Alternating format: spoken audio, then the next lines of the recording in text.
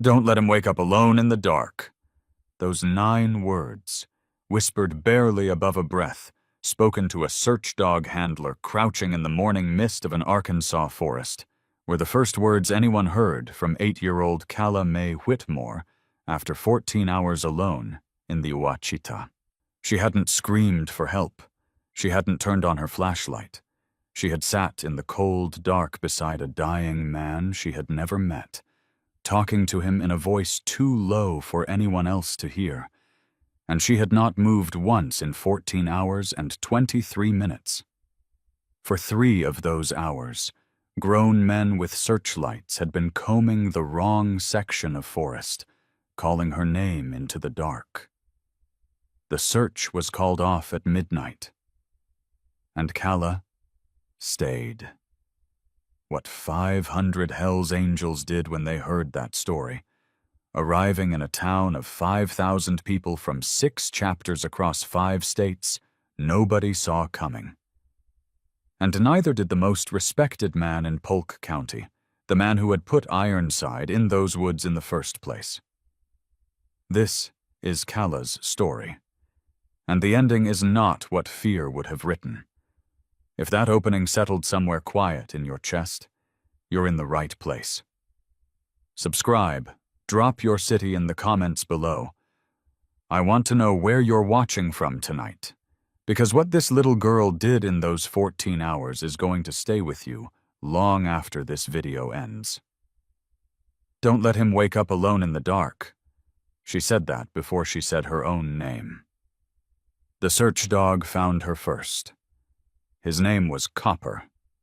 A bloodhound, 11 years old, gray around the muzzle, and he pushed through a curtain of wet pine branches at 8:38 on a Saturday morning and simply stopped.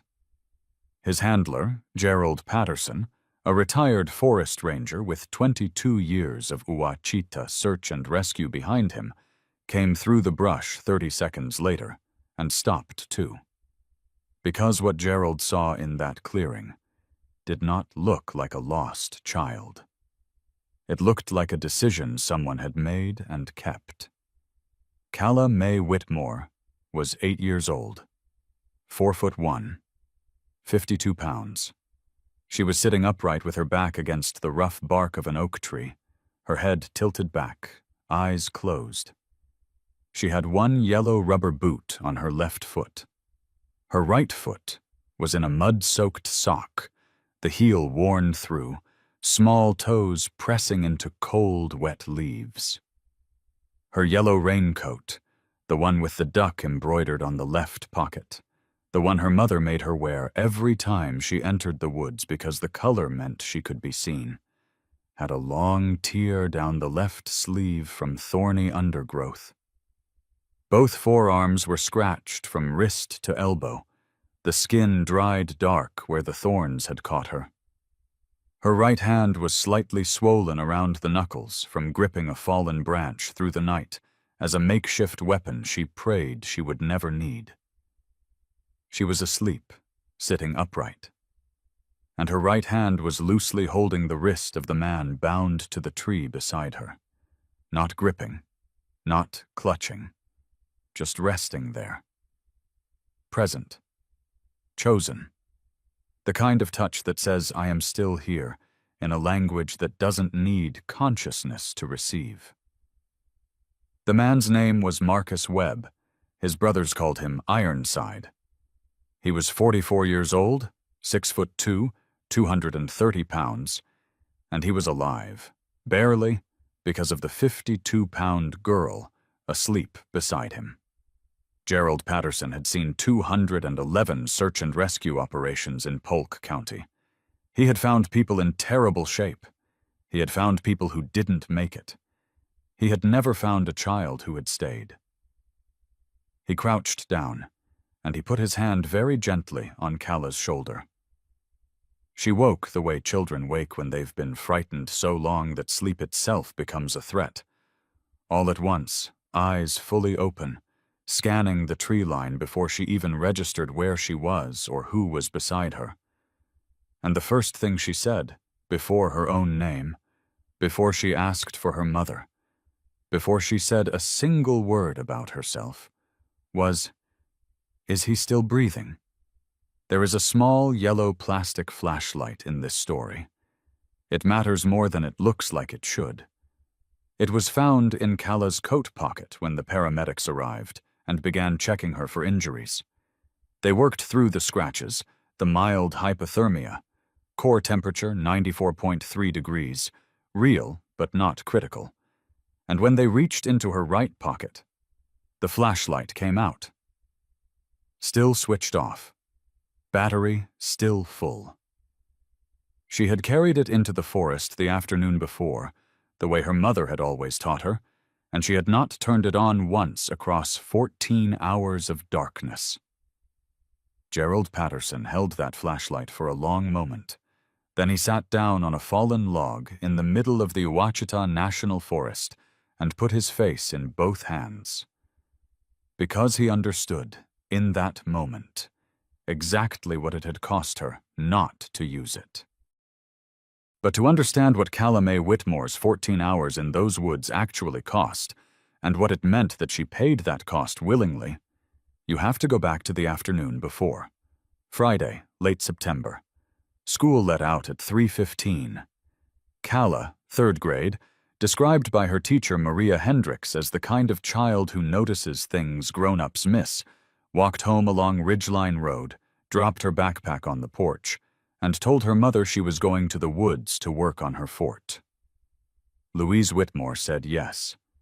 She always said yes. The western edge of the Ouachita, half a mile from Forest Service Road 38A, had been Kalla's territory since she was old enough to walk there alone. She knew which trees had good climbing branches. She knew which clearings caught the afternoon light. She knew those woods the way 8-year-olds know the things they love, not with maps, but in their bodies. She left the house at 4:47 p.m. with her yellow raincoat and her small flashlight and a peanut butter sandwich in her jacket pocket. At 6:17 p.m., 0.3 miles from home, in a section of forest she had played in her entire life, she heard men's voices. And then the sound of something heavy striking something that couldn't strike back. What Kalla saw in that clearing would later fill pages of investigators' reports and court transcripts, described in the careful clinical language those documents require. But what she experienced in those first few seconds was simpler and more absolute than any report could capture. A man was being hurt. He was very large, and his jacket had writing on it, and there were chains involved, and the men doing it were saying things she didn't fully understand, but understood enough. And then one of them looked up, and he saw her. She ran. Through underbrush, through thorns that caught her left sleeve and tore it open from shoulder to wrist, losing her right boot in the first 30 seconds of running, hitting the ground hard on both knees at one point and getting back up without pausing, because the sounds behind her were still there. She ran until she found a section of dense timber brush thick enough to crawl inside, and she pressed herself flat against the cold ground and went completely still. She tried, once, to signal toward the road with her flashlight. Got it out of her pocket, aimed toward where the road should be, and saw, through a gap in the trees, one of the men scanning the tree line with binoculars. She switched it off. She put it back in her pocket. And she made a decision. Here is the part of this story that no one who hears it can quite get past. Kalla Mae Whitmore, age 8, in a torn raincoat with one boot, alone in a forest where men were actively searching for her, ran a calculation that would not have been out of place in a tactical briefing. If she ran, even if she got out safely, even if she found someone to help, she could not guarantee she could lead them back to the exact location. The forest at night was not the forest in the afternoon. She understood that with the bone-level certainty of a child who had spent years in those trees. And every minute she spent running and explaining and convincing was a minute the man in the clearing was losing. She had watched him. He was barely conscious. He was chained to that tree. He was not going to call for help himself. So she crawled back. Not all the way to the clearing. Far enough that the men who'd left wouldn't spot her if they returned. Close enough to see the rise and fall of his chest. She pressed her back against the oak directly beside his tree, southeast side, and she put her right hand on his bound wrist. Not tight enough to help him, just there, present, and she stayed for 14 hours and 23 minutes. She talked to him through the worst of it, barely above a whisper, never louder than that. She had learned within the first hour that silence was the only armor she had. She told him about her dog, a beagle mix named Biscuit, who snored at the foot of her bed in a way that was annoying and also comforting. She told him about her teacher, who let students read under their desks on Fridays. She told him about the cedar tree she'd chosen for the back wall of her fort and the pine cones she'd been collecting to line the entrance path. She talked so she wouldn't run. He couldn't hear her. She talked anyway. At 2:17 in the morning, something large moved through the brush to the north, heavy enough to snap branches, and Calla stood up. One boot on, one sock soaked through, torn raincoat, full flashlight in her pocket. She turned toward the direction of home. She looked back. His chest was still moving, slower than an hour before, but still moving. She sat back down. She put her hand back on his wrist. "I'm still here," she whispered. "I'm not going anywhere."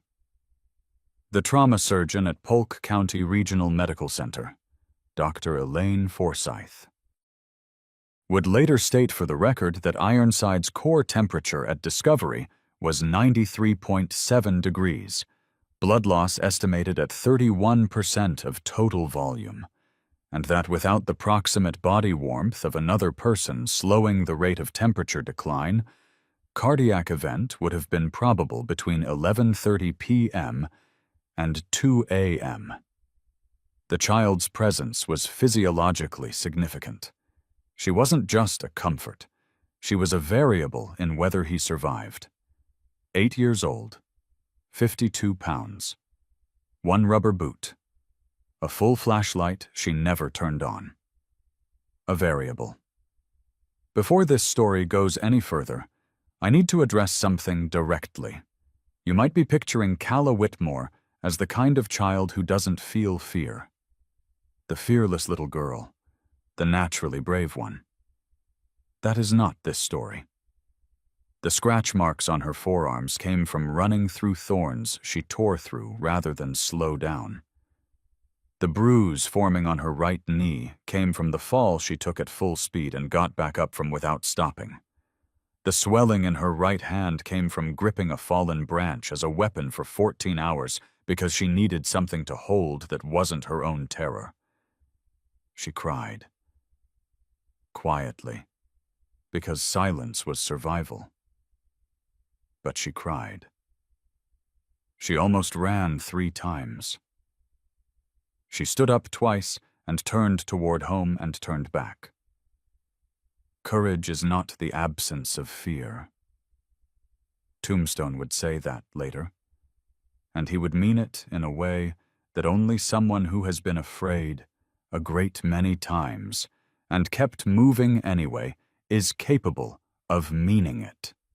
And when Gideon Tombstone Hayes, 54 years old, 22 years with the chapter, 2 combat deployments with the 101st Airborne, a man who had watched other men break under pressures that would restructure your understanding of what breaking meant, heard what Calla had done in those 14 hours, he put both hands flat on the roof of his truck.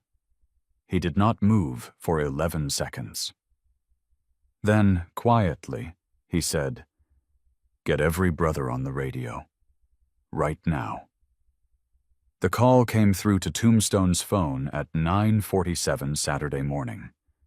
He'd been at the chapter garage on Route 71, 2 miles from where Ironside had parked his bike the afternoon before. A parking spot that had meant nothing until Ironside stopped answering his phone Friday evening and the chapter started making calls. It was Copperhead who first spoke to Gerald Patterson when the ranger thought to reach out to the motorcycle club, whose emblem matched the vest on the man in the clearing. Copperhead. Road name only. 47 years old. 19 years as an Arkansas State Police detective before he watched a corruption investigation get buried from the inside and handed in his badge the same afternoon. Listened to the ranger's full account without speaking. His face, according to the 2 brothers with him, went very still in a way that was not the stillness of shock. It was the stillness of a man adding things up. He crossed the garage floor to where Tombstone was bent over a carburetor and said 5 words. They found Ironside, and a girl. Tombstone was on the phone inside 30 seconds. Copperhead, it's Tombstone. I need every brother within 100 miles at Polk County Regional Medical. Now. A beat of silence, the weight of the order settling. What's the situation? Ironside's in trauma care. Physical assault, left in the Ouachita for exposure. And there's an 8-year-old girl who stayed with him all night in that forest to keep him alive. She never left. I need everyone. Say no more. We're coming. The line went dead. No debate, no questions about proof or procedure or how it would look. Just the sound of engines starting across 6 chapters, and the precise, efficient motion of men who had learned a long time ago that the moment someone needed protecting was not the moment to think about optics. By noon, 30 bikes filled the hospital parking lot. By 2 in the afternoon, 200. By sunset, the overflow had stretched along Route 71 for a quarter mile in both directions. I know what you're imagining. 500 Hell's Angels descending on a town of 5,000 people. You're picturing noise, aggression, the kind of arrival that makes people lock their doors. That's not what Mena, Arkansas got. What they got was choreography. Tombstone had chapter presidents on 3-way calls before he reached the hospital. Parking assignments distributed. A strict protocol. No engines running in residential zones after 9 p.m. 1 designated media contact. No one present who was looking for anything other than the girl in the yellow raincoat. When the first formation arrived, they came in rows, tight, smooth, synchronized from years of riding together. They parked and cut their engines almost in unison, and 200 bikers stood in a hospital parking lot in the September afternoon sun, not moving, not threatening, simply present. The sound of 200 engines going quiet at once is something particular. The sudden silence afterward feels heavy, expectant, like a held breath. An 8-year-old had spent 14 hours in the dark so that one of their brothers would not die alone. They were going to make sure she knew that someone in this world had noticed. Tombstone went in first. 6'3", 231 pounds, full silver beard, American flag tattooed on his left forearm, the ring finger on his left hand missing from an industrial accident in 1997. His Hell's Angels cut was worn thin at the elbows. This jacket had decades in it, and it showed. He moved through the hospital corridor the way large men move when they have spent years learning that presence is not the same as threat, and that the most powerful thing a man can do in a room full of frightened people is be very, very still. Calla was on the second floor. Her mother Louise sat beside her on the bed.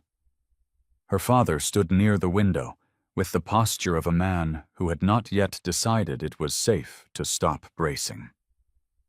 Calla had been treated for mild hypothermia, scratches cleaned and bandaged, her right hand wrapped lightly at the wrist. She was in a hospital gown over her clothes, and her yellow raincoat was folded on the chair beside her bed. The duck on the left pocket was still intact. Tombstone stopped in the doorway. He looked at the girl. He looked at her parents. He took off his sunglasses. "My name is Gideon," he said, not his road name, the name his mother gave him. "The man you stayed with last night, he's my brother. The doctor says he's going to make it." A pause. "Because of you." Calla looked at him with hazel eyes still slightly red-rimmed from hours of silent crying. She didn't flinch. She didn't pull back. Louise Whitmore would say later that the look on her daughter's face was the look she'd worn since the paramedics brought her out of the forest. Not fear, but the specific exhaustion of someone who has been holding something very heavy for a very long time and has finally been told they can put it down. "I knew someone would come in the morning," Calla said. "I just had to make sure he was still there when they did." Tombstone asked if he could sit down. Louise nodded, and he pulled the visitor's chair close, the full 6'3" of him occupying a chair designed for ordinary people, looking slightly absurd and not caring about that at all. And he asked Calla one question. "Were you scared?" She thought about it with the seriousness that children bring to serious questions when they trust the person asking. "The whole time," she said. "Especially around midnight. There were sounds in the woods and I thought something was coming, and I really, really wanted to go home." "But you didn't." "No." "Why not?" She met his eyes. "Because if I left, nobody would know where he was. And I didn't know if I could find the right people fast enough." She paused. "And he was already all by himself when I found him. I didn't want him to be alone if it got worse." Tombstone's jaw tightened. He looked out the window for a long moment. Louise watched him carefully, expecting the calculation of a strategist, a man who'd processed violence and loss and was now filing this information accordingly. What she saw instead was something private and not for her. She looked at the floor and gave him the moment. When he looked back, he reached into the left chest pocket of his cut. He took out a photograph, folded, worn soft at the creases, handled so many times over so many years that the edges had gone slightly pale. He looked at it for a second. Then he put it back. "I had a nephew," he said quietly. "His name was Daniel. He was 11 when the state system lost him. I looked for 3 years." A long pause. "I never found him." Calla didn't speak. She listened the way children listen when they understand that an adult is telling them something they don't tell many people. "I've been writing for 22 years because the road is the only place I know how to think.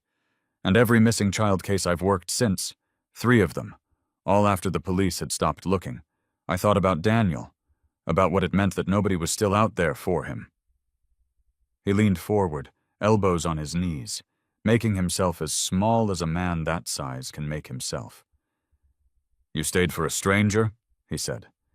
"You were 8 years old, and you were terrified, and you stayed because you decided it mattered whether he lived or died.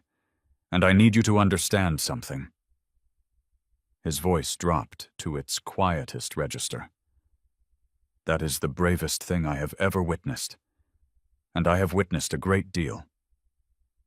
Calla was quiet for a moment. "He kept breathing all night," she said. "Every time I checked, I kept thinking that meant something." "It meant everything," Tombstone said. "It meant you were there." What she told him next came slowly, in pieces. The way children reveal things when they finally believe an adult will hear them without deciding what to do about it before they're finished. She had seen the men's faces. Not clearly, not enough for precise descriptions, but enough to know that one of them, the one who gave instructions, the one the others deferred to, the one who stood at the edge of the clearing and watched without participating, was older, dressed differently, not a young man.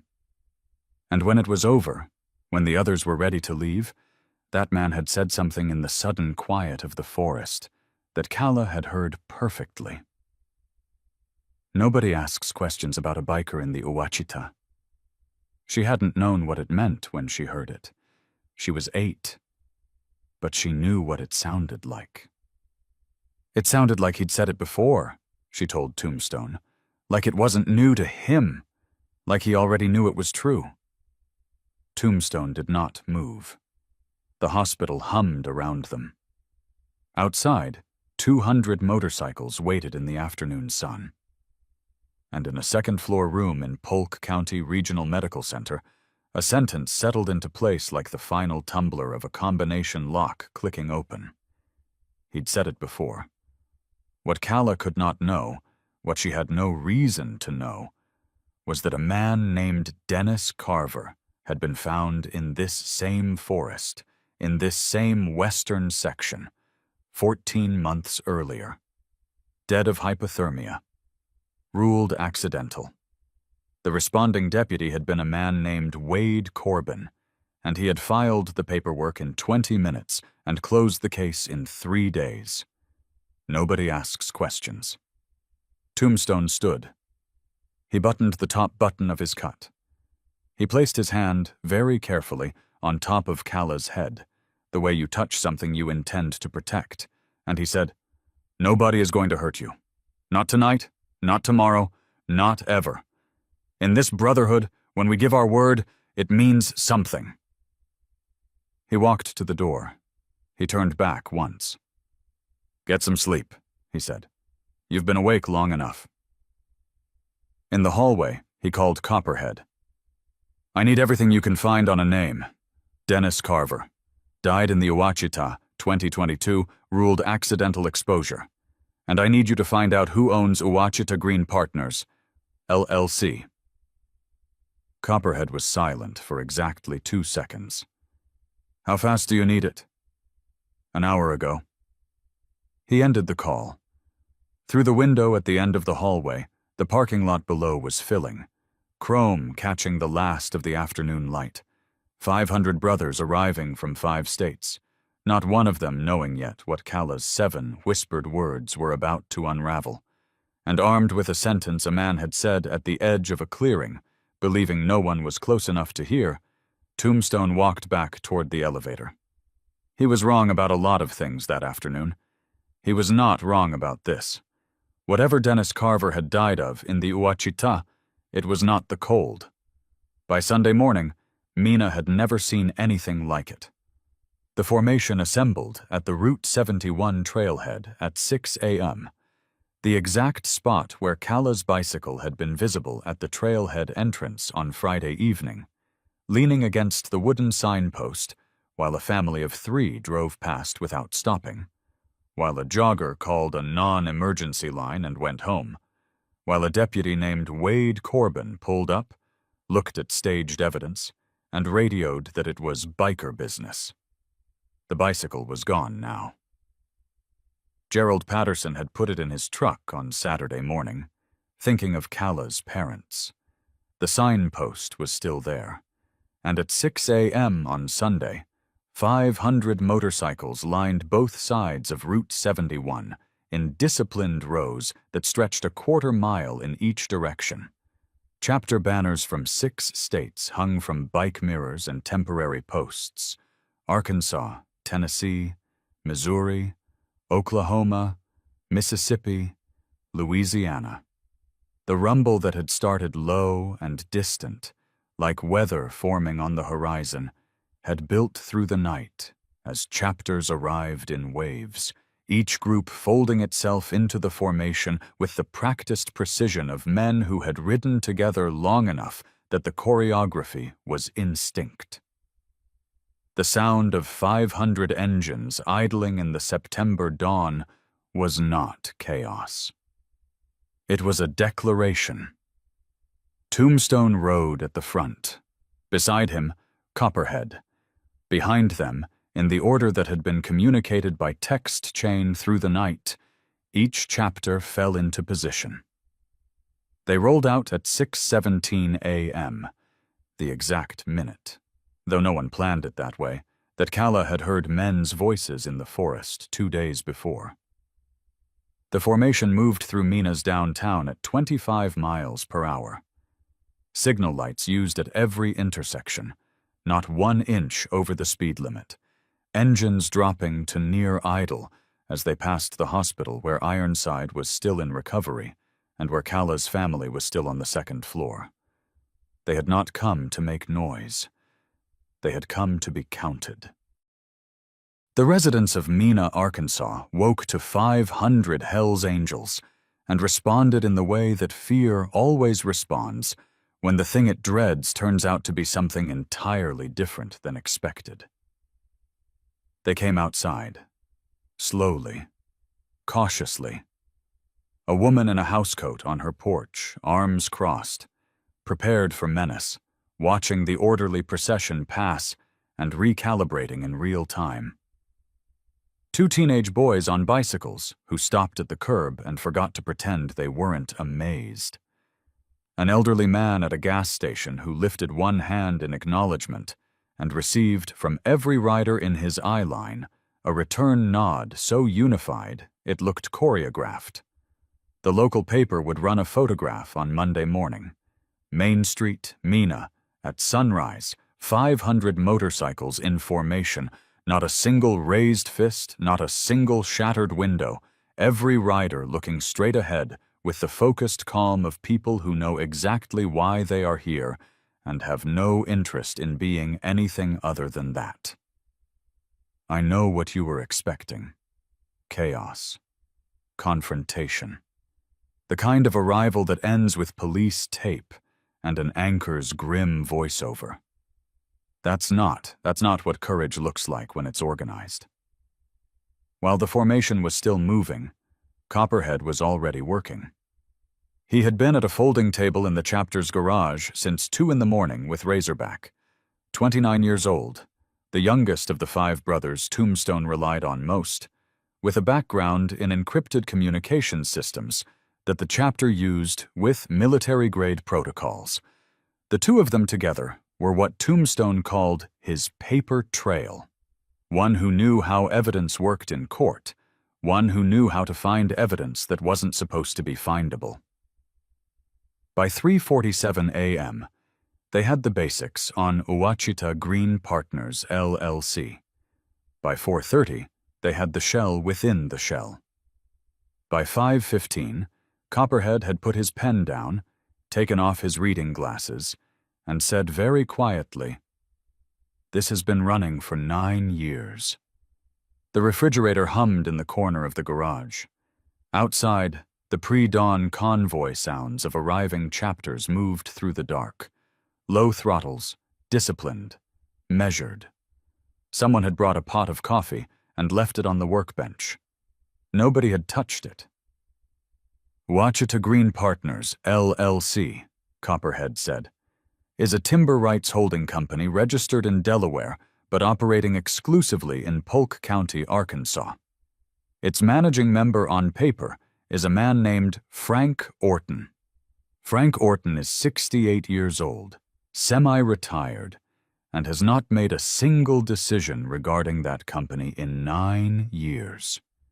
He paused. Because every operational decision has been made by Randall Eugene Pruitt, Polk County Commissioner, whose name appears nowhere in the company's public filings. Razorback turned the laptop so the screen faced the others in the room. Timber harvesting rights, 3,200 acres of Ouachita National Forest land. Total assessed value, $2,847,000. annual operational revenue from combined timber extraction, and, he paused at the next item, transit corridor access fees, $412,000. A brother named Crowbar, 68 years old, founding chapter member, a man who had attended every chapter president's inauguration since 1978, looked up from his coffee cup. Transit corridor access fees, he repeated. To whom? AR Mobile Detailing, Razorback said. $87,000 per year, 6 consecutive years. AR Mobile Detailing has no physical location, no employees on record, and no vehicles licensed in its name in the state of Arkansas. He looked around the room. It is a front business registered to a Serpent Riders affiliate. The room was quiet. Copperhead reached across the table and placed a folder in front of Tombstone. This is the part that matters, he said. The folder contained 3 documents. The first was a land transfer approval signed by Randall Pruitt, routing the full $2,847,000 in timber assets to Ouachita Green Partners, LLC, via a county commissioner's developmental approval that bypassed standard review. Signed 9 years ago. The ink was slightly faded. The county seal was clear. The second was 6 years of wire transfer records from a county development grant account, each one in the amount of $87,000, each one made payable to AR Mobile Detailing on the first business day of each fiscal year. The third was a printout from a burner phone number trace that Razorback had run through a contact Copperhead would not name in present company. The number had been active for 22 months. It had placed 47 calls to a number registered to the Serpent Riders Regional Logistics Coordinator. It had sent 3 text messages in the past 6 weeks. The most recent, sent 14 days before the attack on Ironside, read, "The biker has photos. Handle it before the 15th. Same as Denny." Tombstone read it twice. Set the paper down. "Same as Denny," he said. Copperhead nodded. "I pulled the incident report on Dennis Carver, 47 years old, found in the Ouachita Western Section, Forest Service Road 38A, October 2022. Cause of death, hypothermia and exposure. Responding deputy, Wade Corbin." The name sat in the air like something with weight. "Same deputy who cleared Ironside's scene on Friday evening," Tombstone said. "Same deputy, same forest road, same ruling." Copperhead paused. Denny Carver co-founded Ouachita Green Partners, LLC with Pruitt in 2015.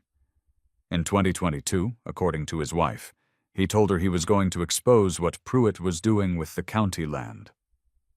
Another pause. He disappeared 3 weeks later. His body was found 4 days after that. His home office had been cleaned of all personal files between the time of death and the time of discovery.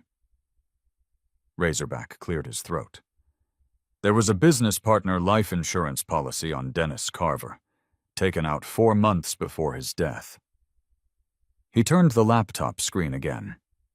It paid out $163,000 to Ouachita Green Partners, LLC. Pruitt was the sole managing beneficiary. Nobody spoke. The refrigerator hummed. Somewhere outside, a motorcycle idled and cut off. And every man in that garage understood, without saying it out loud, that they weren't just trying to get justice for Ironside.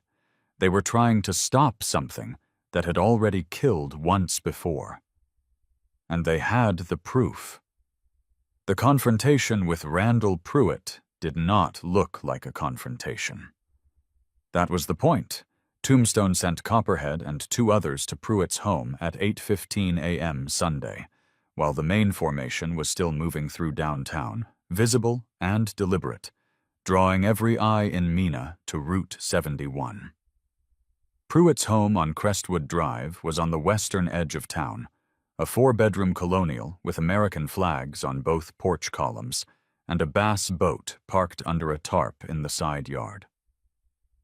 When the three brothers knocked, Pruitt answered the door in reading glasses and a pressed button-down shirt, holding a mug of coffee, looking exactly like a man who had been awake for hours and had spent them preparing. He had been expecting law enforcement. He had not been expecting this. For exactly 1 second, his face changed. 1 second, the mask slipping before the training took over, and the warmth came back up, practiced and immediate.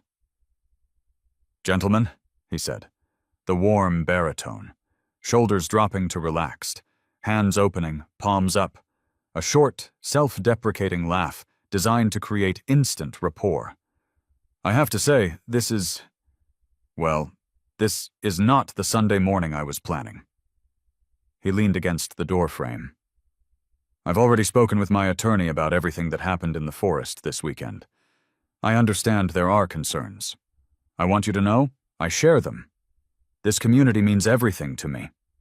11 seasons as Little League umpire, I've watched these kids grow up. Whatever those serpent riders did out there, that's not something I had any part in, and I can prove that." Copperhead let him finish. Then he asked one question. "Mr. Pruitt, the text message sent from your burner phone 14 days ago referred to Dennis Carver as Denny. You and Dennis Carver were business partners for 7 years." A pause. "How did Dennis Carver die?" The warmth went out of Pruitt's face. Not all at once, like a light on a dimmer. 1 second, and 1 second was enough. He recovered quickly. The next move was the legal threat, delivered with the precision of a man who had prepared it. "I'm going to tell you something clearly," Pruitt said, the baritone now cool and deliberate. "You are on my private property without invitation. That is trespass. If you have documents you believe are relevant to something, you bring them to law enforcement. What you're doing right now, whatever you think it accomplishes, exposes your organization to more litigation than your charter is worth." He reached into his shirt pocket. "I have a relationship with the county sheriff that goes back 15 years. One call ends this." Copperhead looked at him, did not flinch, did not look at his brothers, did not shift his weight. "You're welcome to call your attorney," he said. "The FBI is going to want to talk to them anyway." The word FBI landed. Pruitt's hand stopped moving toward his phone. Something passed across his face. Not fear exactly, but the first genuine understanding of scale. The first moment he grasped that this was not a confrontation he could charm or threaten into a manageable shape. He tried, once more. The voice softened. The posture changed. He spoke about the stress he had been under, the weight of public service, the sacrifices he had made, how much he had given to this county, and how little anyone understood what that cost. His voice carried something almost convincing. The practiced self-pity of a man who had built a narrative in which he was always the burdened, misunderstood center. Copperhead's response was 9 words. "I'm not interested in your reasons. Neither is she." The silence that followed was absolute. And then Randall Pruitt, Polk County Commissioner, Food Bank Board Member, Little League umpire for 11 consecutive seasons, went still in a way that was not a strategy. The performance stopped. Nothing replaced it. His shoulders dropped, not the practiced relaxation of Phase 1, but the actual drop of a man whose weight had finally arrived. His hands, which had been open and gesturing, went still at his sides. "I was careful," he said quietly. Not to them. To himself. I was so careful." The brothers said nothing. Pruitt looked at the base boat under the tarp in his side yard, as if he had only just noticed it was there. At 9:03 a.m., 3 Polk County Sheriff's vehicles, all unmarked, all driven by deputies from the county's northern district, none of them Wade Corbin, turned onto Crestwood Drive. Deputy Marcus Trent stepped out of the lead vehicle. He had been building a parallel case for 7 months, ever since he had watched his supervisor dismiss Ironside's initial missing person report in 11 seconds, and something had felt wrong enough to keep him up that night. He had the warrant.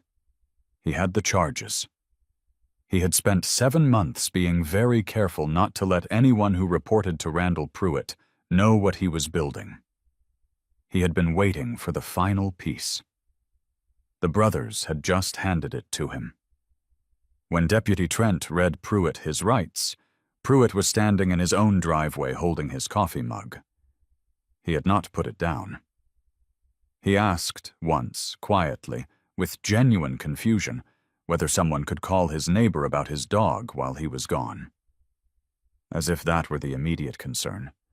As if the world he had built and the world he had destroyed required that administrative courtesy before anything else could proceed.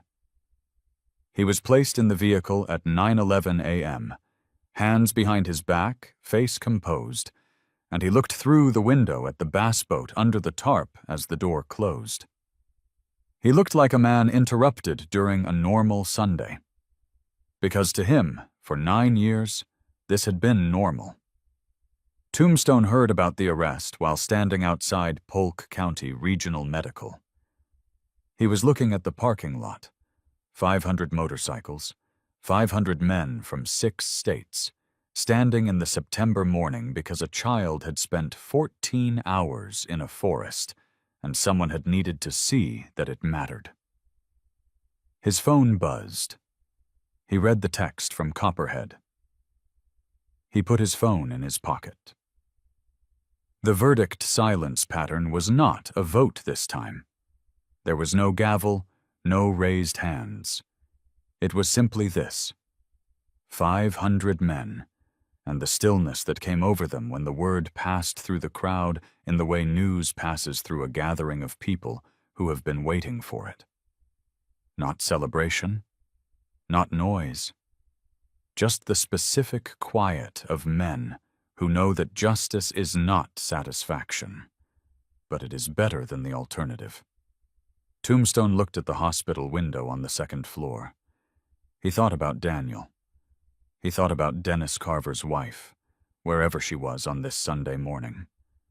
He thought about the yellow flashlight in Calla's coat pocket, battery full, never used. It was Razorback who found it, and he almost missed it. At 10:30 a.m., while Copperhead was at the sheriff's department processing the evidence transfer with Deputy Trent, Razorback was doing a final sweep of the financial documents on his laptop at the garage workbench. He was about to close a filing window when a notification appeared on the burner phone number Trace, a secondary number associated with the same device cluster as Pruitt's phone. This number had not called the Serpent Riders. It had called a number registered to Polk County Department of Social Services, specifically to the office of a senior case supervisor named Victor Hadley. Razorback sat very still for a moment. Then he opened a new search window and typed Victor Hadley's name. What came back made him put his coffee down. He said very quietly, to no one in particular, he didn't just use one deputy, he used the whole net. The war room assembled back at the garage at 11 a.m. Tombstone on one side of the folding table, Copperhead and Razorback across from him, Gravel, 61 years old, Vietnam-era combat medic who had been at the hospital since Saturday and had not slept, standing near the door. Crowbar sat in his chair in the corner, silent, observing with the specific patience of a man who has watched too many things come apart to be surprised by any of it. Razorback opened his laptop. 3 layers, he said. Walk through them in order. Layer 1. Pruitt's financials. They already had this. 9 years, $2,847,000 in controlled timber assets, $87,000 per year to the Serpent Riders front business, $592,000 in personal luxury spending drawn from operational accounts. Dates, dollar amounts, wire transfers, paper trail clean enough for a federal prosecution. Layer 2. The connected name. Victor Hadley, senior case supervisor at Polk County, D.S.,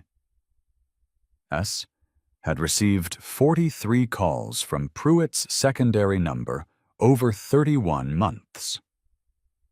Cross-referencing those call dates with DSS case records, Razorback had a contact who would not be named, showed a consistent pattern. Every time a Ouachita Green Partners LLC property dispute generated a complaint involving a local family, that family's DSS file was flagged as priority review within 72 hours. 3 families had lost housing assistance. 1 family had experienced an emergency home evaluation that resulted in a temporary removal of children, later reversed on appeal after 11 months. The reversal noted in its filing language that the original evaluation had been conducted improperly. Razorback paused.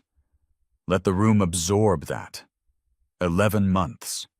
A family had lost their children for 11 months because Pruitt needed them moved off land that Ouachita Green Partners was acquiring. Layer 3. The previous victim, connecting to the same financial signature. Dennis Carver, 2022. Business partner life insurance policy, taken out 4 months before death.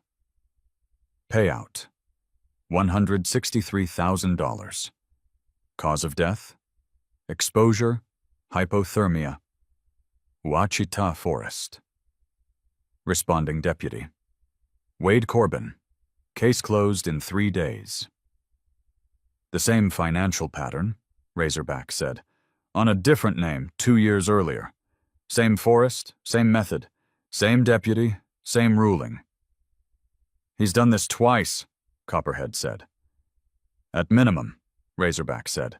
Twice we can document. Those are only the ones we found in the time we had. Nobody spoke. The refrigerator hummed. Outside, the sounds of 500 brothers waiting. The weight of what was on the table pressing down on the room with the specific gravity of things that cannot be unknown once they are known. How many families did Hadley's office affect? Tombstone asked. Razorback had been dreading this question because he had the answer. Conservative count from what I can document directly. 7 families. 3 housing removals, 2 inspection flags with no action. 1 child removal and return. 1 ongoing case that's currently open. He paused. The ongoing open case. The child is still in temporary placement. Has been for 4 months.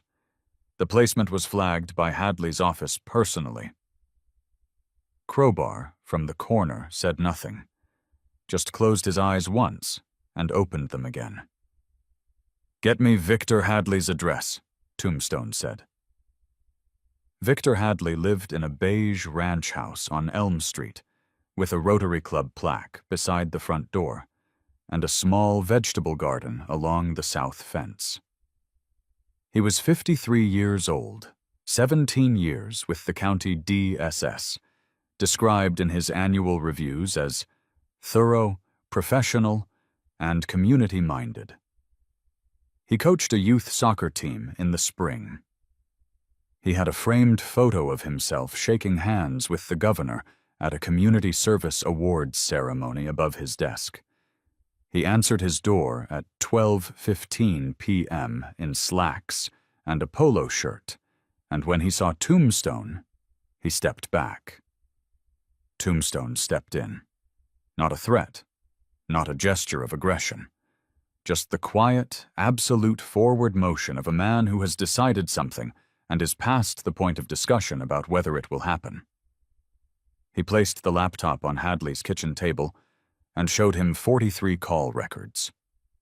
He placed the DSS case timeline beside it, dates aligned. He placed a single page showing the name of the family whose children had been in temporary placement for 4 months, while an open timber corridor dispute moved through county approval. Then he pulled out a chair, sat down, and said, "Tell me everything from the beginning, or I make one call and you answer to people with far less patience than I have right now." Victor Hadley looked at the documents. He looked at Tombstone. He looked at the rotary plaque visible through the open front door. He sat down. He broke in under 4 minutes. He had not known, he said, at the beginning. Pruitt had framed it as a community efficiency initiative, flagging households with instability factors in land dispute zones to preemptively ensure child welfare standards. It had sounded procedurally legitimate. He had told himself it was legitimate. Then he had watched what happened to the first family, and he had known, and he had told himself it was too late to say anything, and then it had happened again, and then again. And by the time he understood the full shape of what he was part of, he had decided that the cost of disclosure was higher than the cost of silence. 7 families. Tombstone listened to all of it without interrupting. His face did not move. Only his jaw tightened once at the mention of the 4-month child placement, and then went still again. When Hadley finished, Tombstone stood up. "I'm going to tell you something plainly," he said. "You are going to call Deputy Marcus Trent at the Polk County Sheriff's Office, and you are going to ask to come in. Today. You are going to bring everything you just told me, and you are going to tell it again to a person with a badge and a recorder. And you are going to do that because 7 families deserve to have someone finally tell the truth about what happened to them." Hadley was quiet. "The alternative," Tombstone said, "is that I walk out this door and you deal with the consequences of those 43 call records appearing in a federal filing without your name on the cooperation side of the ledger." Hadley picked up his phone. Tombstone had been back at the hospital parking lot for 20 minutes when the woman in plain clothes approached from the north entrance. She was 41 years old. Practical shoes. A folder under one arm that she had been carrying long enough that the corners had worn soft. She looked like someone who had been working a case too long and was past the point of being pleased about what she'd found. She stopped 3 feet from Tombstone and said, "Special Agent Dana Birch, FBI Little Rock Field Office. I'm told you have something relevant to an open federal investigation." Tombstone looked at her for a moment. "Depends on what you're investigating." A short pause. "Randall Eugene Pruitt, Ouachita Green Partners, LLC, and a man named Wade Corbin." He looked at his brothers. A decision made without words. He opened the passenger door of the nearest truck, sat on the edge of the seat, and waited. She sat on a folding chair someone produced without being asked. "How long," Tombstone said, "has your office known about Pruitt?" She answered without hesitation, which he respected. 14 months. We built a financial fraud case the correct way, through banking records and public filings. We could establish the fraud on the timber rights. We could not establish the connection to the Serpent Riders corridor operation without a direct communication record. She paused. We also could not establish that Corbin was operating as a paid asset, rather than a negligent officer. Those are different charges with substantially different sentencing structures. How long did Carver's death sit in a closed file while you were building your case? She had no good answer. She looked at the folder. I understand what you're saying. You had 14 months, Tombstone said. Ironside had 6 days after he completed his evidence file before they left him in the Ouachita. A pause. An 8-year-old girl spent 14 hours in the forest, keeping him alive with body warmth and sheer will, while your 14-month case had a closed file 1 mile away. Silence between them. We got her out, he said. Not unkindly, a statement. You had 14 months. Agent Birch set her pen down. Leaned forward slightly, she said, Yes, you did. The evidence handoff happened at the truck tailgate. Documents placed down one at a time. The burner phone trace, the 43 calls to Hadley, the 6-year wire transfer record, the business partner insurance policy on Dennis Carver with its payout date and its 4-month lead time, the text message with its timestamp and its 3 words. Same as Denny. Agent Birch reviewed each item in sequence. When she reached the text message, she set her pen down, removed her glasses, looked at the paper for a long moment. This fills a gap we haven't been able to close for 14 months, she said. We had the financial trail. We did not have the connection to Carver's death. If this is authenticated, it changes the scope of the charges from financial fraud and conspiracy to include murder in the 2nd degree. Tombstone looked at her steadily. One condition. I'm listening. The family with the open DSS case. The child who's been in temporary placement for 4 months. That placement gets reviewed before any press conference, before any charging announcement. That family knows what happened before the story runs. Birch nodded once. Victim advocacy is assigned before the first interview. That's not a concession. That's procedure. She paused. And the DSS case gets expedited review through a different supervisor than Hadley's chain of command. Today, Tombstone said. Not after a week of paperwork. Today, she agreed. She gathered the documents. She stood. Mr. Hayes. He looked up. You do right by her. A beat. That's the job. She walked toward the parking lot entrance, stepping between rows of motorcycles with the careful precision of someone navigating a space she respected, but had not grown up in. The system wasn't broken. That was the thing people got wrong when they looked at what had happened in Polk County and felt the familiar hot frustration of watching institutions fail at the exact moment they were most needed. A broken system could be repaired. This one had worked exactly as it was built. Carefully, procedurally, with appropriate evidentiary standards, protecting the rights of the accused at every step. Nobody designed it to be cruel.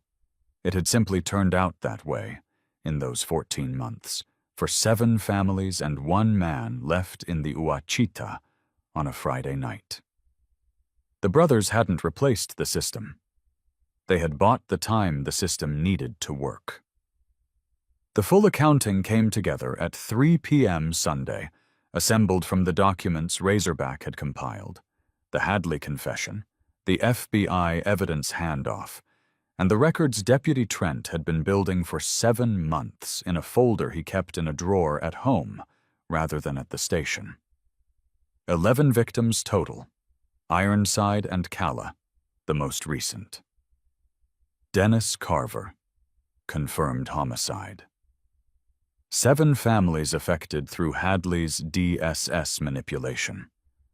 2 additional families identified in Pruitt's financial records as land displaced through county action.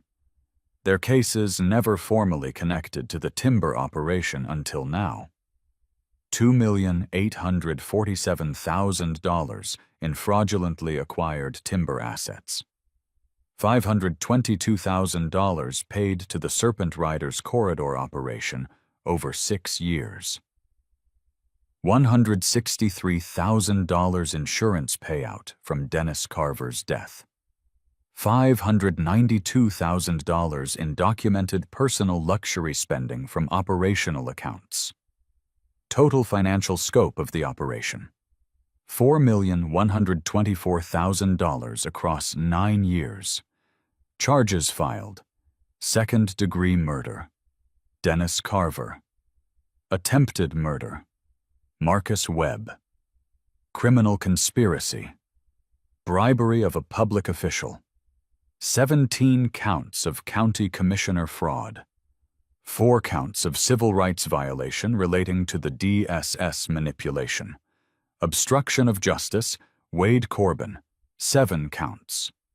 Randall Pruitt's bail recommendation was set at $2 million. The man whose official salary was $67,000 per year would not be going home on any timetable that mattered. 11 victims, 9 years, $4 million. One man who believed nobody asks questions about a biker in the Ouachita. He had not accounted for a child who stayed. Justice had been served. But justice wasn't the ending. It was only the beginning. The first thing Gravel did on Sunday afternoon was find Calla's right boot. He had gone back into the forest with Gerald Patterson, the retired ranger who had found them at dawn, who had not fully slept since, who kept saying he needed to go back and check something he couldn't quite name. And the two of them walked the trail from the discovery site toward the Route 71 trailhead, moving slowly, looking at the ground the way men look when they're searching for something small in a large space. Gravel was 61 years old. Road name chosen 23 years ago for the quality of his voice, which had the texture of something that had been worn smooth by a great deal of use. Before he rode, he had been a combat medic in Vietnam. And after Vietnam, he had been a great many other things in a great many other places. But the part of him that had never stopped was the part that showed up with what people needed before they knew they needed it. He still carried a full field kit in his left saddlebag. He had used it professionally on 7 occasions since joining the chapter, and informally on dozens more. He found the boot 30 yards off the main trail, wedged against the root of a pine, where Calla had lost it in the first 30 seconds of running. It was a yellow rubber boot, matched to the one she still had on her left foot, with a small duck printed on the ankle, same duck as the coat pocket, and it was full of dead leaves and a significant amount of mud. He cleaned it out carefully with his hands. He carried it back to the hospital in a plastic bag Gerald Patterson produced from his truck cab. He knocked on the door of Calla's room, and when Louise Whitmore opened it, he held it out without saying anything. Louise looked at the boot for a moment. She pressed her lips together. She took it. "How far back was it?" she asked. "About 30 yards, he paused. "She was moving fast." Louise nodded. She set the boot on the chair beside the yellow raincoat and the duck on the pocket.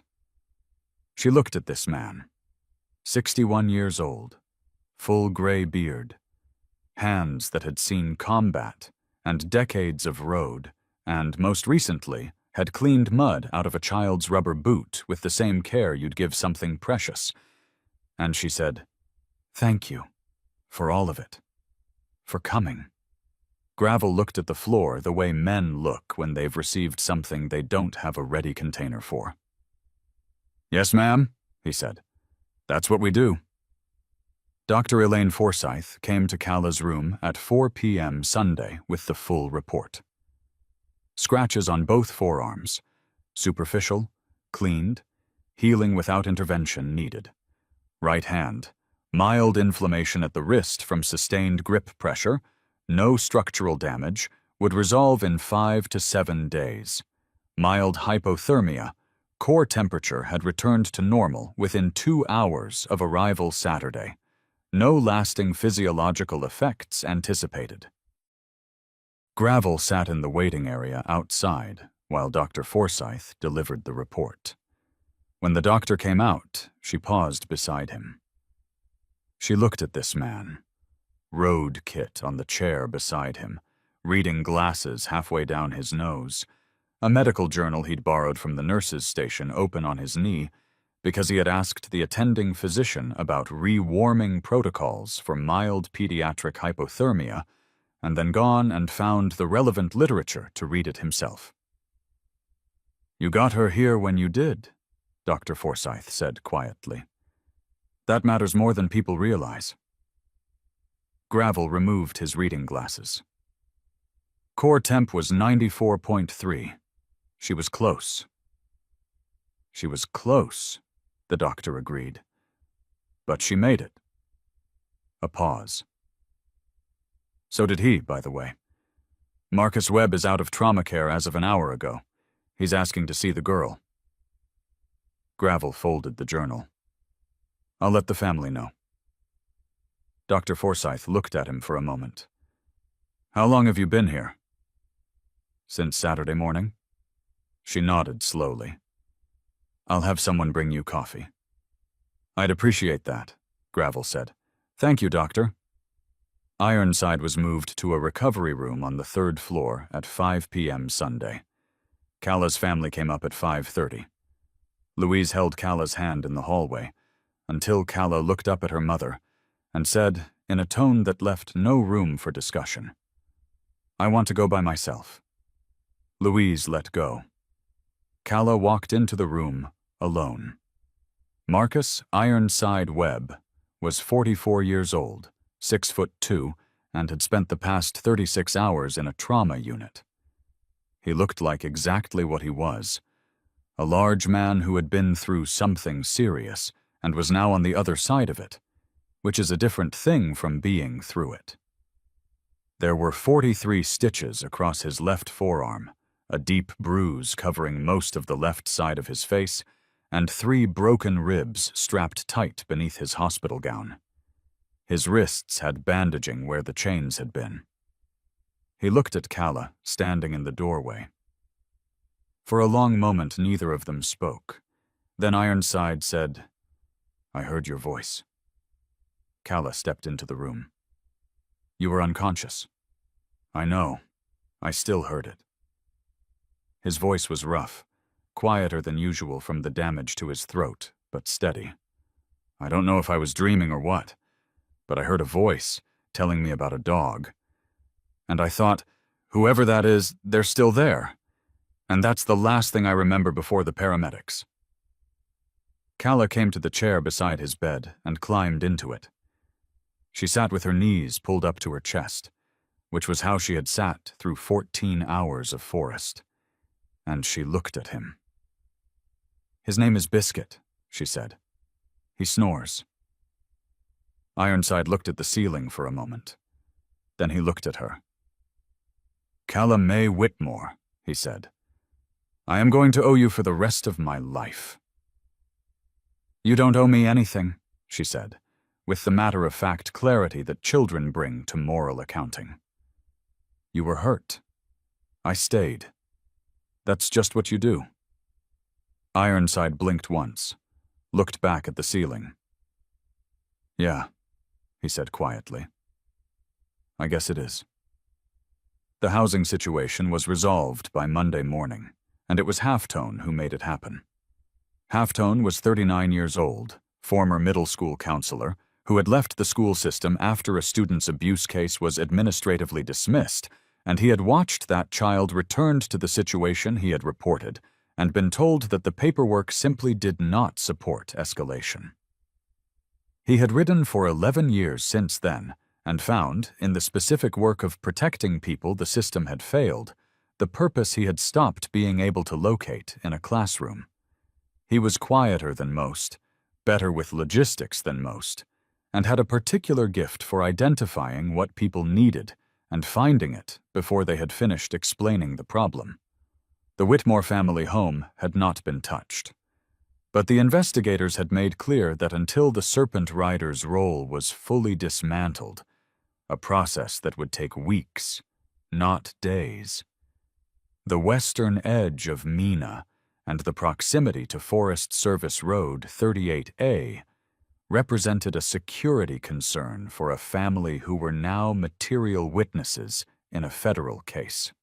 By 9 a.m. Monday, Halftone had arranged a rental property on the north side of Mena, a 3-bedroom house on Birchwood Lane, owned by a retired teacher named Margaret Coulter, who had seen the news coverage and called the chapter garage directly to offer it at no charge for as long as the family needed it. He had a chapter fund contribution of $14,000 to cover costs extending beyond that offer, collected from a hat that had moved through the parking lot Sunday evening without anyone formally announcing it. He handed Louise Whitmore the key outside the hospital at 9:15 Monday morning. It was a standard house key on a plain ring, nothing ceremonial about it. "It's furnished," he said. "Calla's room has a window that faces the garden. Mrs. Coulter said she can see the yard from there." Louise held the key. She looked at this man, 39 years old, quiet, standing in the morning light outside a hospital with a practical gift and no interest in credit for it. And she thought about the HOA board members in the Millbrook Pines parking lot on Friday evening, telling her to take responsibility for her own children. She put the key in her pocket.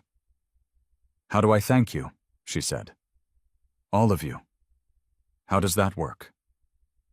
Halftone thought about it for a moment. "You let us know she's okay," he said. "That's it. That's all we need." Calla walked into the house on Birchwood Lane at 10 a.m. Monday. She stood in the doorway of the room with the garden window. The September morning was coming through the glass at a low angle, and the garden outside was still holding its last late-season color. A row of marigolds along the south fence, orange and yellow, the kind of ordinary abundance that is invisible until it isn't. She stood there for a long moment. The smell of the room was clean linen and old wood and something faintly like cedar. Nothing like the wet pine and cold mud smell that had been in her lungs since Friday evening. Nothing like the iron smell of dried blood that she would smell at random intervals for longer than she would tell her mother. She went to the window. She put her hand on the glass. Outside, the marigolds moved slightly in the morning breeze. "Okay," she said softly. Not to anyone, just to the room. She turned around. Her father, Jim, was in the doorway, watching her. His hands were in his pockets. He had the look of a man who had been frightened so thoroughly that the relief was still making its way through his system at a cellular level, not yet fully arrived. "What do you think?" he asked. "The garden is nice," Calla said. "Biscuit will like the yard." Jim nodded. His jaw moved once. He nodded again. "Yeah," he said. "Yeah, he will." Razorback came by Tuesday afternoon. He was 29 years old, the youngest of the 5 brothers Tombstone relied on most, and he arrived at the house on Birchwood Lane with Calla's bicycle in the back of his truck, retrieved from the Route 71 trailhead signpost where it had been leaning since Friday afternoon, which felt, in the context of everything that had followed, like a detail from another era. He had cleaned it. The tires were aired. The chain had been oiled. He knocked on the door, and when Calla answered, he held the bicycle out toward her without preamble. "Thought you might want this back," he said. Calla looked at the bicycle. She reached out and took the handlebar. She walked it out onto the front path and stood beside it in the Tuesday afternoon light, one hand on the bar, looking at it with an expression that was not quite readable. 8 years old, 5 days out of the Ouachita, standing in front of something that had been ordinary on Friday afternoon and was ordinary again now on Tuesday, and the distance between those two ordinary moments, containing everything. "Thank you for cleaning it," she said. "Of course." She looked up at him. "Will you all come back? After this is over?" Razorback looked at the garden fence, at the marigolds, at the Tuesday sky above Mena, Arkansas. "Kala," he said, "you are on a list that doesn't come off. We will always come back."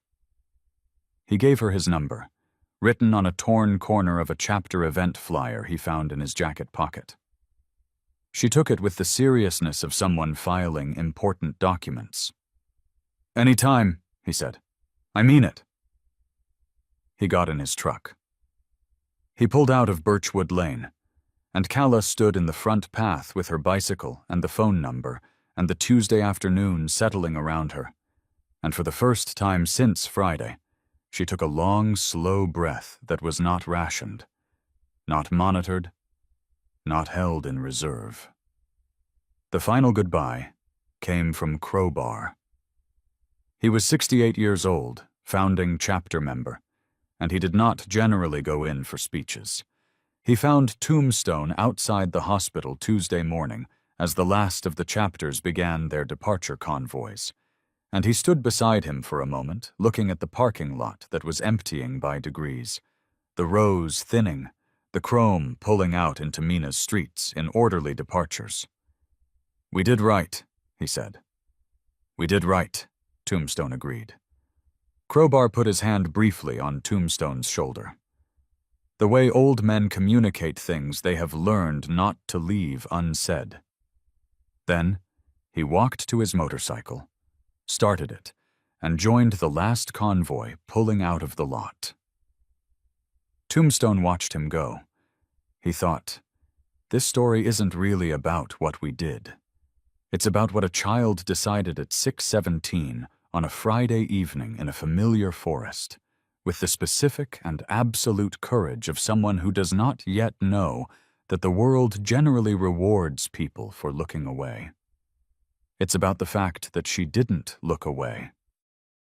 And everything else, the 500 brothers, the federal charges, the 7 families finally given their accounting, the man who would not die alone in the Ouachita, was the consequence of that one decision. Not the flashlight she carried, the one she never turned on. This story isn't really about bikers. It never was. It's about what happens when someone refuses the most natural, defensible, reasonable thing in the world, looking away from danger that isn't yours, and chooses instead the harder thing, the quieter thing, the thing that costs everything and announces itself to no one. 3 weeks after Kala came home from the hospital, Tombstone drove back to Mena on a Tuesday evening without telling anyone he was coming.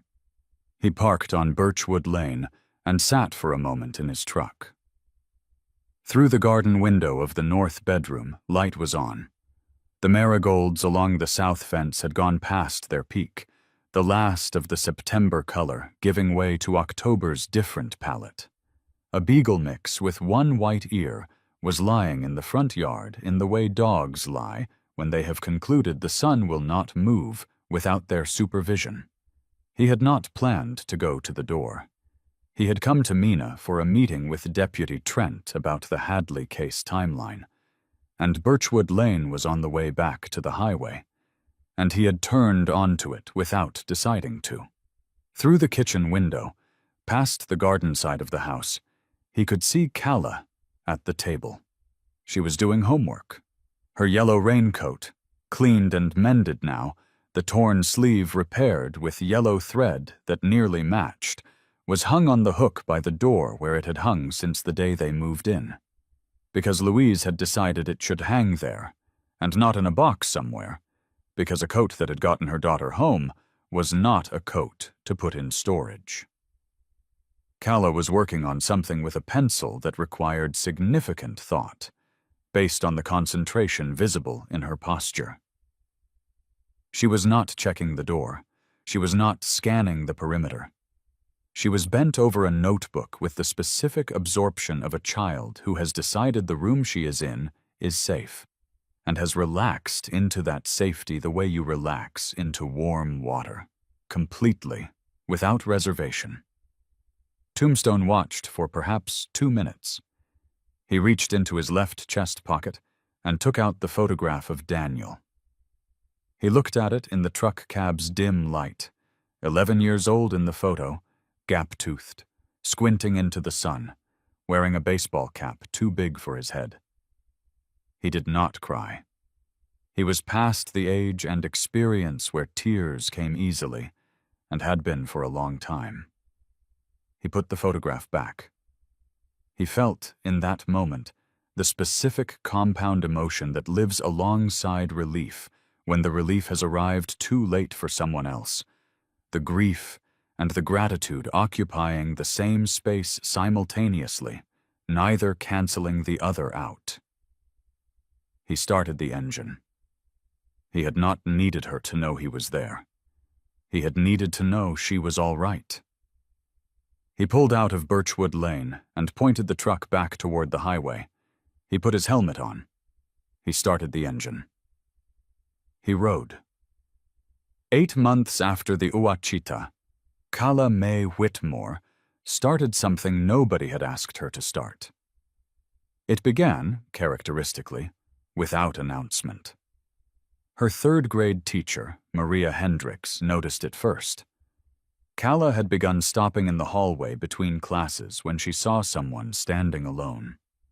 Not every time, not performatively, just stopping, asking a question, sitting down with someone at lunch who was sitting alone. It was not dramatic. It was not the behavior of a child seeking recognition. It was the behavior of someone who had learned, at a cellular level, that presence matters. By spring, Maria Hendricks had brought it to Principal Janet Morrison, who had been looking for the right framework to address what the previous fall had exposed about community response patterns, or rather, community non-response patterns. The hallway surveillance footage from the evening of Kala's disappearance had been studied extensively in the subsequent months, not for legal purposes, but for the more uncomfortable purpose of understanding how many people had seen a child's bicycle alone at a forest trailhead at dusk, and had made the calculation that it wasn't their problem. The program was called Stay. Kala named it. It was simple, a school-wide curriculum, K through 5, built around one central question. When you see someone who might need help, what does it cost you to stop? And what does it cost them if you don't? Maria Hendricks wrote the lesson plans. Principal Morrison ran it past the district superintendent, who had been looking, since the previous September, for a reason to feel that something useful had come out of Polk County's worst year in recent memory. He approved it in a single meeting. Halftone came to the school in April to speak to the 4th and 5th graders. He wore his cut. He sat on a table at the front of the cafeteria, 300 children watching him, and he talked for 20 minutes about the night in the forest and what a small yellow flashlight that never turned on had meant to 500 men who rode from 5 states to honor it.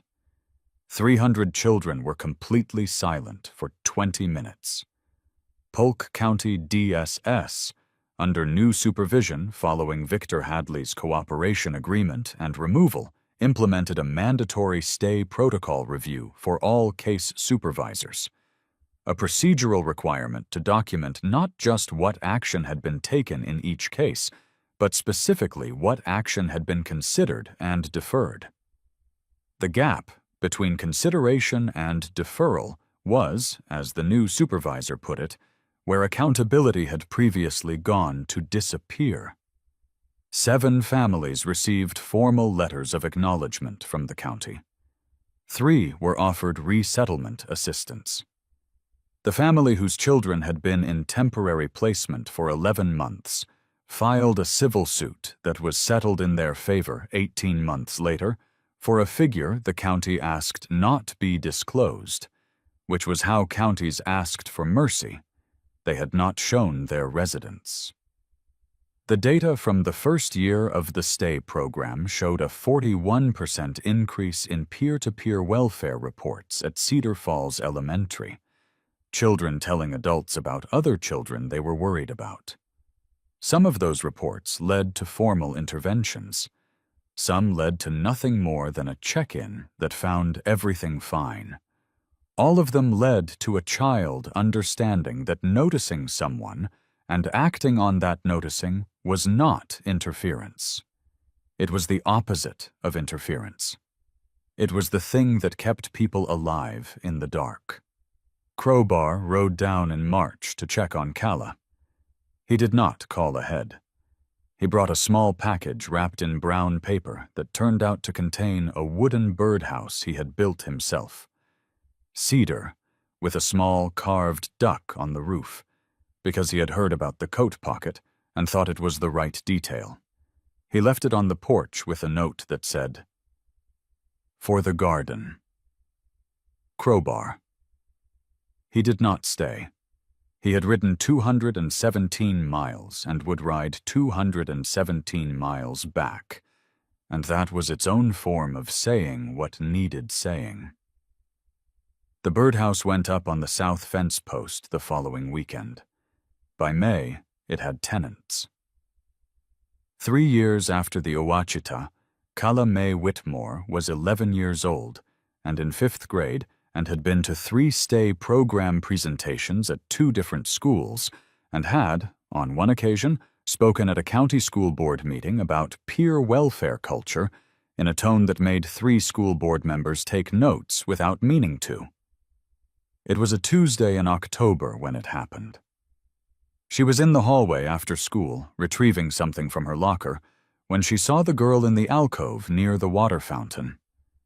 The girl was 7 years old, 1st grade, small, in a coat that was too light for the October weather, sitting on the floor with her knees pulled to her chest and her back pressed against the wall. Her eyes were doing what Calla recognized immediately. Scanning.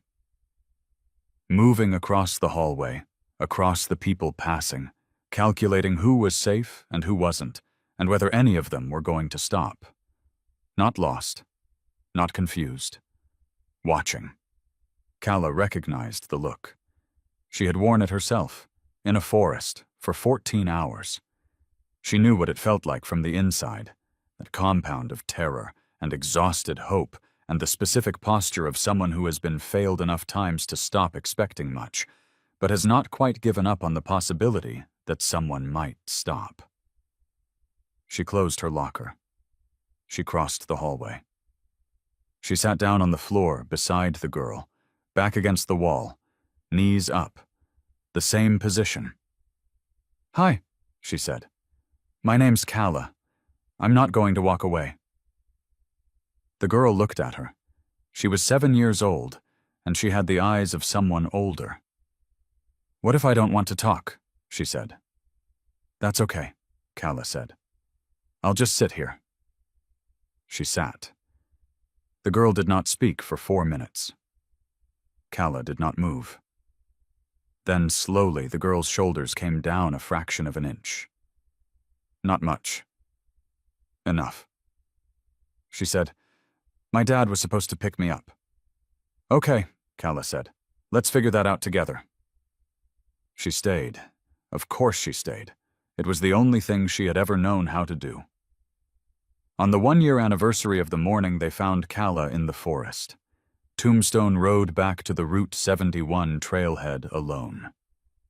He parked and cut the engine and sat for a moment in the September morning.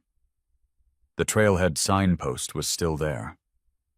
The forest beyond it was the same dense Ouachita timber, the same low light through the pine canopy, the same smell of cold earth and pine needles that had been in that forest since long before any of this, and would be there long after.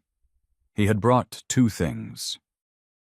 The first was a small wooden stand, custom made by a brother in the Memphis chapter who did woodworking. On the stand, mounted under a small piece of plexiglass, was a small yellow plastic flashlight. Battery still full. Still switched off. On the engraved plate below it, the words, "She carried light she never used." That's why he lived. He set it at the base of the signpost. He did not know if it would stay there. That was not really the point of bringing it. The second thing was the photograph of Daniel. He held it for a long time in the September morning. This photograph of an 11-year-old boy squinting into a sun that had been shining on a different September entirely. A boy who had been lost to a system that processed his disappearance as paperwork and had never fully accounted for the cost. He thought about Calla in the kitchen window on Birchwood Lane. Bent over her homework. Not scanning, not managing. Just there. He thought about what it had taken to get from this trailhead to that kitchen window. 14 hours in the dark, 6 chapters, a federal investigation, a county commissioner in handcuffs, 7 families with their accounting finally in hand, and 1 retired forest ranger who had found a girl asleep against a tree with her hand on a dying man's wrist, and had understood in that moment that the world still contained people capable of the thing they were watching. He thought about Daniel for a long time. He thought, "I could not save you. I looked for 3 years, and I could not find you, and that is a wound that does not close, and I have learned to carry it instead of putting it down, because putting it down would mean pretending it didn't happen, and I am not willing to do that. But I can do this. He can do this every time there is a this to do." He put the photograph back in his left chest pocket. He looked at the trailhead for a moment. He looked at the flashlight on the wooden stand. Real courage, he thought, is not the courage that announces itself. It is not the courage that knows it is being brave. It is the courage of a child in a torn yellow raincoat, alone in a forest she loves, who decides in the dark that she will not leave until it is light. That kind of courage is not made. It is discovered. And once it is discovered in you, you cannot unknow it. You cannot put it down any more than Calla could put down the flashlight she refused to turn on. Not because you are strong enough to carry it, but because you understand, in your bones, that the alternative is a man dying alone in the dark. He started the engine. He rode. This story is about courage, but not the kind of courage that looks like courage when you're watching it happen. It is about the courage that looks like a small girl sitting very still in a cold forest, talking quietly to someone who cannot hear her, keeping her hand on his wrist so he would know, on some level beyond consciousness, that someone had chosen to stay. If you have ever been the person in the dark, if you have ever been the one that no one stopped for, the one whose bicycle leaned against a signpost while the world drove past, then I want you to know that this story happened. That there are 8-year-olds who understand, better than most adults, that another person's need is a sufficient reason to stay. That there are men who will ride 500 miles to honor a child's decision to do the right thing in the dark. And if you have ever been the one driving past the bicycle, not because you are cruel, but because you were tired or uncertain or told yourself that someone else would stop, then I want you to hear this.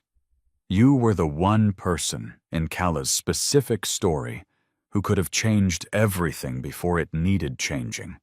The one who didn't need 500 brothers and a federal investigation and a county commissioner in handcuffs to do the right thing. All you needed was 30 seconds and the willingness to stop. Pay attention. When something feels wrong, it probably is. When a child is too still in a hallway, too quiet at lunch, too careful about where they sit, notice that. When a bicycle is leaning alone at a forest trailhead at dusk, stop. You don't need a motorcycle or a road name or 22 years with a chapter. You need to be willing to be the person who stayed. That's the whole lesson. It fits in one sentence.